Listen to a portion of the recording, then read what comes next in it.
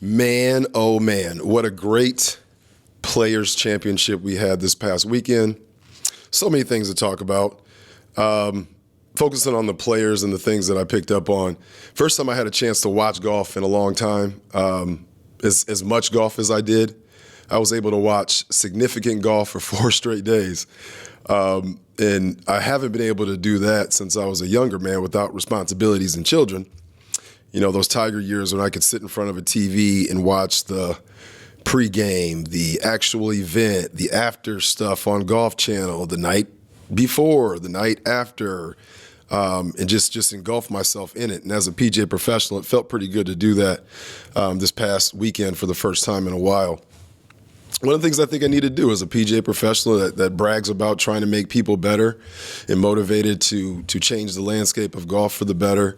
I need to make sure that I'm paying attention to what's going on around me, testing my theories, seeing what's going on in terms of golf swings and what people are doing, and really learned a lot, really enjoyed a lot, and there's just so many things to talk about. And I figured we would start off with Cameron Young. Awesome. If I had a hat, I'd tip it to you. I got a hat somewhere around in here. That's normally when I put the hat on the head and tip my cap to you. Excellent play. Probably the most consistent player throughout the week. Putted extremely well. Hit the ball really, really well, really from tee to green. And to hear him talk about some of the things that happened poorly for him, for instance, on the third day, that Saturday, double bogey on the last hole, even after hitting a drive that he felt was pretty good. Very interesting to hear that. And he's a very level-headed individual, it seems. Child of a PGA professional, so that means a lot to me. And in his game even, the major pause that he has at the top of his swing, it's a training tool that became part of his game. It's something that I'm using with several of my junior golfers right now to help them with the timing of their golf swing. And it's just amazing that he could take a training aid, be calm enough to, a training drill, be calm enough to implement that in his game and play at the highest level. And he's been playing well for a while. Ryder Cup, beating Justin Rose to start us off as we tried to make a comeback run. So just awesome to see.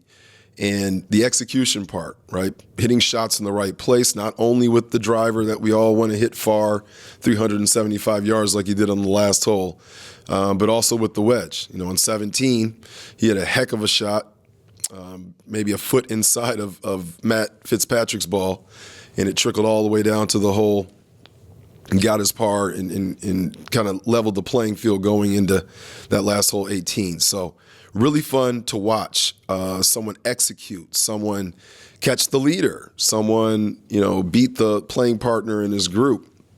And I thought it was also cool that the broadcast mentioned that they've built a relationship because of the TGL League and, playing together. And it's kind of cool. You can kind of see that play out.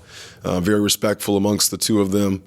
And really enjoyed watching Matt Fitzpatrick as well. He is a numbers guy, a guy that figured out a way to hit the ball farther in order to compete, prior to winning that U.S. Open. So I'm always watching him to see what he's doing. And he's a great example for me because, he's the guy that although I know he's trying to get distance and hit it farther, he's also the guy that has control over that golf ball in other ways. I think of the TGL shot that he always hits, that he's known for hitting that low shot under the cliffhanger hole, right? And then here, they had the par 4 with the hanging tree. And I'm just watching this shot there and watching how he can control that trajectory with his driver, keep it low, bunt it. Not only can he hit it farther, he can also hit it shorter if he needs to. So very interesting to sort of see that as well. Had a good game plan. He started it off on Sunday. He birdied 3 out of the first 5 holes, put himself in position. It was looking like the guy to beat early on. And really didn't lose anything. Never really made any mistakes. I thought anytime he hit a bad shot, a poor shot, he actually made the right decision out of it. Even on 18. He's in a bad position. He knows he has to be somewhat aggressive. Not a lot of options, but he put it to a position where he had a chance to make par. And, I really respected how he did that.